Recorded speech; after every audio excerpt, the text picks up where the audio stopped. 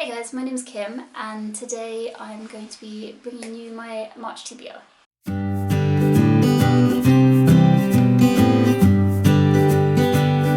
So I decided that I would kind of create a little bit more of a structured TBR every month to see if it helps me read, read more for a start, and also to kind of make sure I'm reading like the things that I want to be reading, basically within the different categories of things. I want to make sure that I'm reading at least one book from my Reading Around the World challenge, which is Expedition Through Pages, and I just posted a video about kind of how I do that and how I'm going to pick the countries in the future, and I discuss some books that I've read for Austria and Burundi so far. So I put that in the description below if you want to check that out. It is a bit long, but hopefully they won't be that long in the future when I talk about just one country at a time. I also want to make sure I'm reading like one book per month about current events and things that are happening in today's society, just to kind of get me up to speed with things that are going on, because I'm very good at just staying in my little box and not like actually observing what's going on around me. The other thing is I've got my 20 books that I want to read throughout the year, so I want to make sure I'm at least reading one of those per month. I think it works out as like 1.6 per month or something, so I try and slip 2 in there every now and then, something like that. Yep, and the last thing is that I want to make sure that I'm reading a maths and sciencey kind of book per month. Just because I have, just because I enjoy them, but then also just because I have so many on my shelf now since picking up loads of books from my mum's. I bought so many popular bought so many popular science books back in the day that I want to make sure that I'm actually getting through them. Yeah, so that's exciting. So to start with, from my Reading Around the World challenge, I'm currently reading about Cuba. So I'm going to pick up this month Before the Night Falls by Ronaldo Arenas. And this is an autobiography about a young man who fought as part of the revolution in Cuba, and then it speaks about his eventual persecution because he was a homosexual, and basically how he was treated within the Castro regime. I don't really know much more about it than that. It's basically kind of what it says on the back. This was actually part of, this is actually the classic as part of my Cuba challenge because it was in the 1001 books you must read before you die. For my up-to-date pick, I'm going to be picking up Poverty Safari by, can't see that, by Darren McCarvey. And this basically talks about, understanding the anger of Britain's underclass, so kind of people in Britain living in poverty and how things are from their perspective. So I'm really excited about getting to this one. Next up, which kind of covers the 20 books that I want to read this year. I've actually, in this pile, I've got 3 books from that list, but this is also covers the maths and science category that I want to read from, and that is Atomic, which I've been trying to read since January.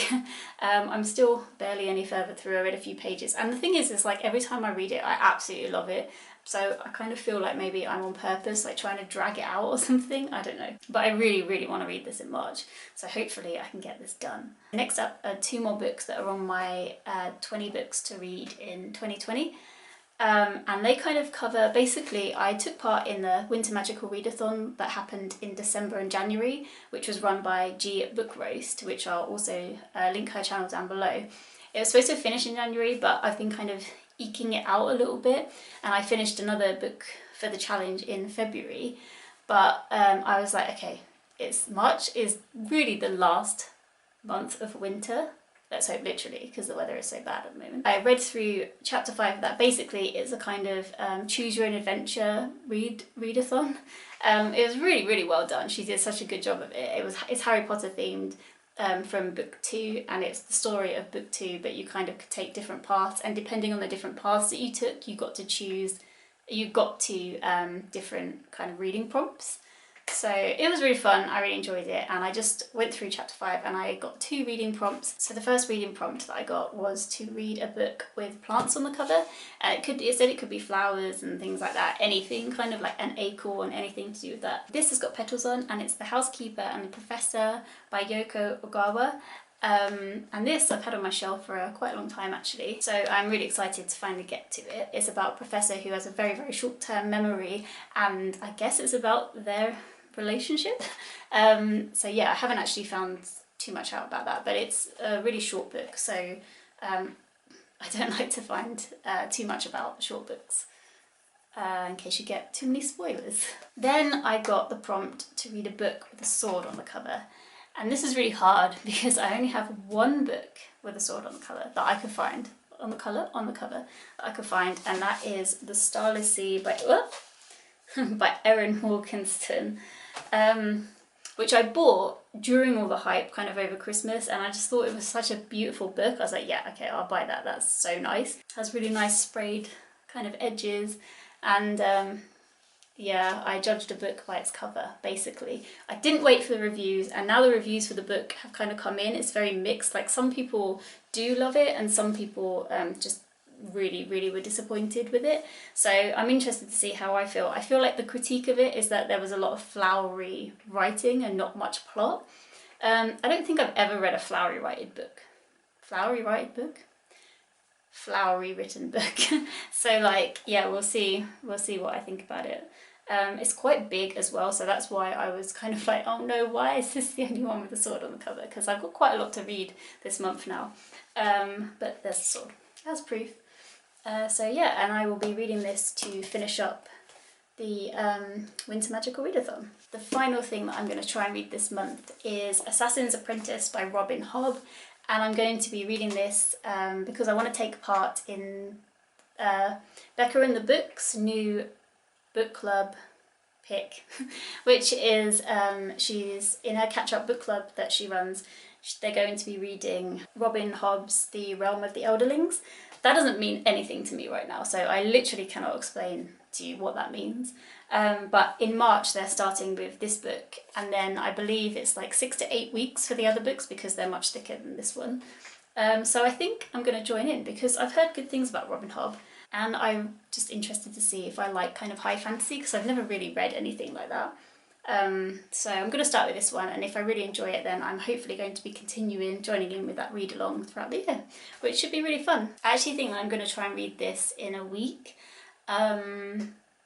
Because Jean at Jean's Bookish Thoughts, I think is the name of her channel. I've watched it for years, I should know the name of her channel. Yeah, Jean Bookish Thoughts. She runs a Femme Fantel readathon, and round 3 is happening in March, and I think it runs from the 8th to the 15th of March. And basically that kind of entails reading fantasy books from female authors.